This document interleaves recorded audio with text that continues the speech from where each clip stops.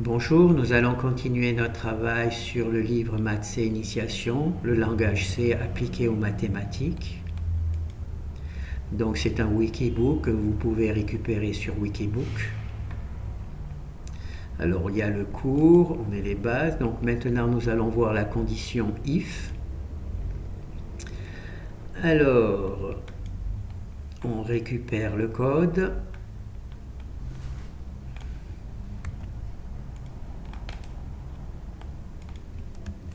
On l'installe.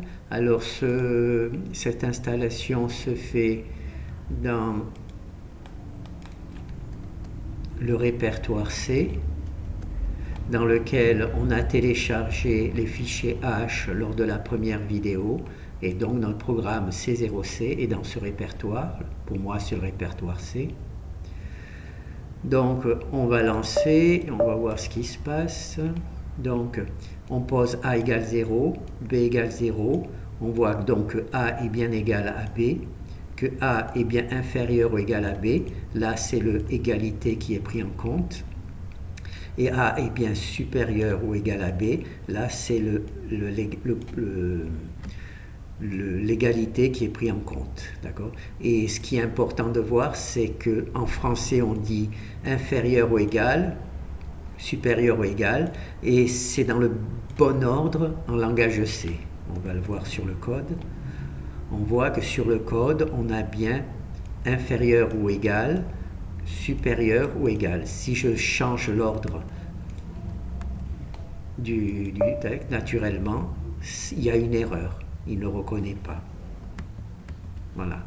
Et là, mais bien sûr, ça tombe. Donc, ce qui est quand même intéressant de savoir, c'est que dans le langage parlé français et dans le langage C, on donne les références dans le même ordre que dans le langage et dans l'écriture, en langage C. Donc là, la petite difficulté, c'est naturellement différent. Donc égalité, c'est 2 égales.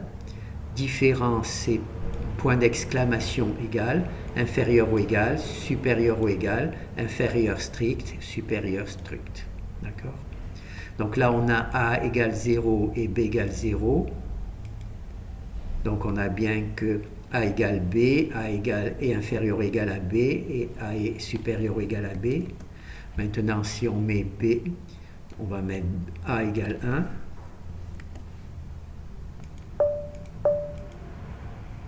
Dans le col A égale 1, B égale 0, donc A est différent de B, d'accord, c'est comme ça que ça s'écrit. A est supérieur ou égal à B, dans ce cas-là c'est la supériorité qui est prise en compte, et la A est strictement supérieur à B, d'accord. Donc quand on a ce code, soit c'est égal, soit c'est supérieur, c'est pris en compte. Là c'est juste supérieur, et là naturellement c'est différent. Voilà. Alors, petite difficulté, l'égalité, c'est deux égalités. Inférieur, c'est exclamation égalité. Pour se rappeler l'ordre, il suffit de se rappeler inférieur ou égal, donc point d'exclamation ou égal. D'accord? L'égalité, le signe égal est toujours après. Alors, maintenant, on va voir l'autre. Opération else. Ah, là j'ai oublié un petit code. Alors, tout sélectionner.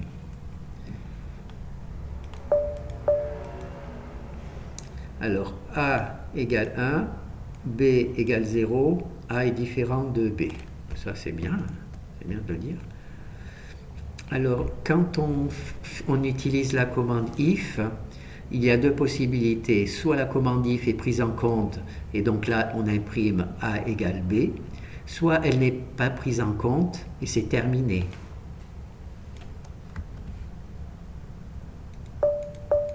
Voilà, c'est terminé, il n'y a rien.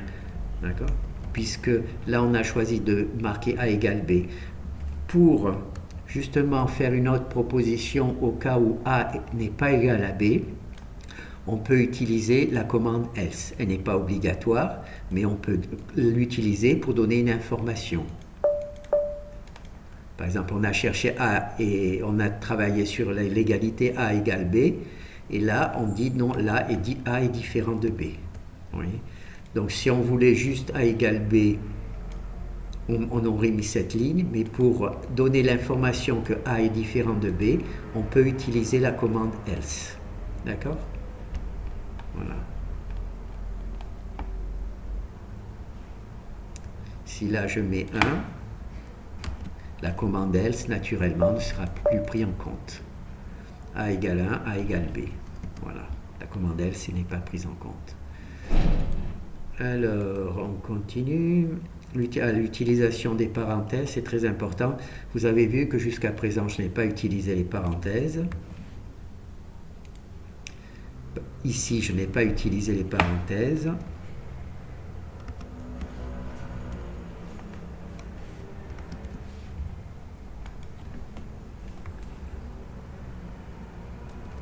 Voilà, elles ne sont pas obligatoires, mais franchement, il vaut mieux les mettre. C'est prendre des risques. Ne pas mettre les parenthèses, même pour une simple commande, c'est prendre des risques pour rien. Donc là, on va mettre l'exemple avec les parenthèses. Donc vous voyez, là, c'est exactement le même travail, simplement, on a mis les parenthèses. D'accord?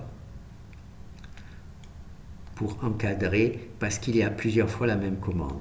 Si par exemple, il faudrait quand même vous montrer, voilà. Donc A est différent de B, hein, puisque A égale 0 et B égale 1, donc là égale 0. Donc c'est le else qui est pris en compte, d'accord? Si maintenant je supprime les parenthèses,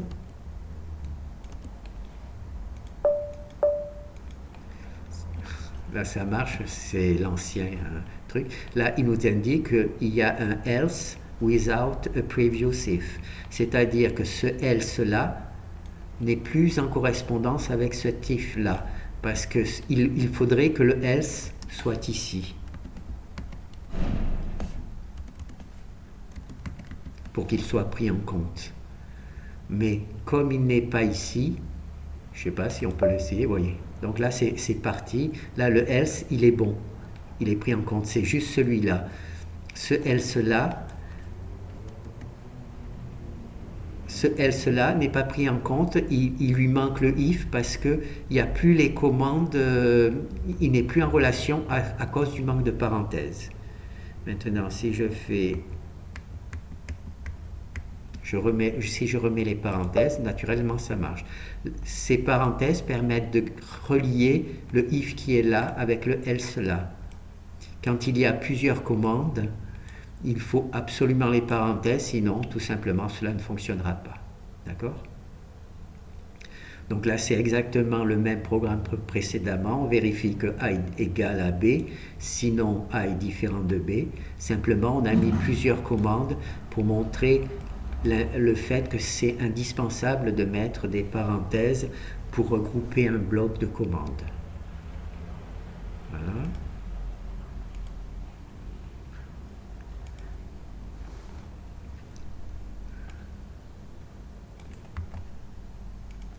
Alors dans cette situation, nous sommes dans la situation où il y a un if, et si par hasard ce qu'il y a dans le if n'est pas pris en compte, il y a la possibilité d'utiliser un else.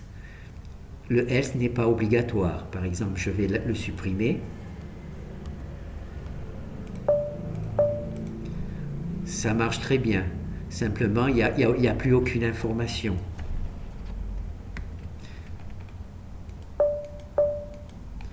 Cette information qui est rajoutée par le else. D'accord? Mais il est possible d'avoir plusieurs choix, c'est-à-dire un premier if, A égale 1, un deuxième if, else if, A égale 2, un troisième if, else if, A égale 3, et le else final qui n'est naturellement pas obligatoire, qui récupère tous les cas qui n'ont pas été traités par les if précédents. Donc on va voir ça. Donc A est différent de 1, A est différent de 2, A est différent de 3. En effet, puisque A est égal à 10. D'accord ? Bon, si maintenant je mets a égale 1, voilà, on a a égale 1. Si je mets a égale 2, j'ai oublié les points-virgules. On a a égale 2. Si je mets a égale 3,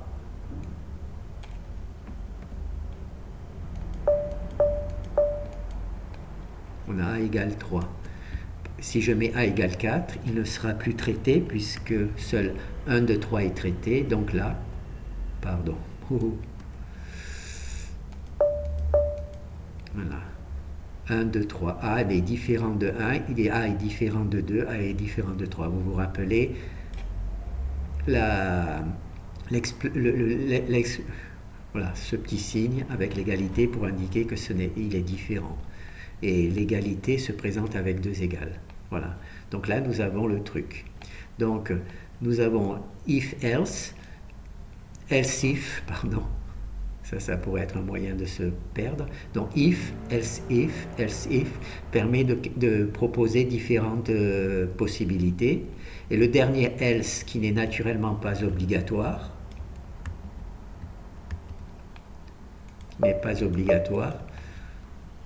voilà. Mais il n'y a plus aucune information. Alors qu'avec le else,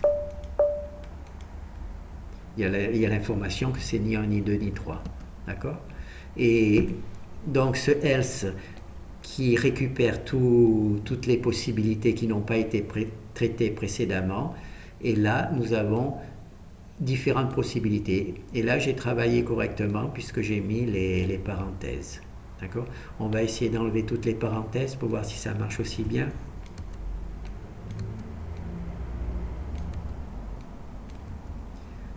Là, ça devrait marcher aussi bien, puisqu'en fait de compte, il n'y a qu'une seule commande. Mais naturellement, je ne vous conseille pas de faire ce genre de travail. Voilà, ça marche. Pourquoi on ne vous conseille pas de faire ce genre de travail? Parce que si par hasard, dans votre travail intuitif, vous vous rendez compte qu'il faut rajouter une commande, vous allez la rajouter comme ça. Et naturellement, ça ne marche plus. Alors que si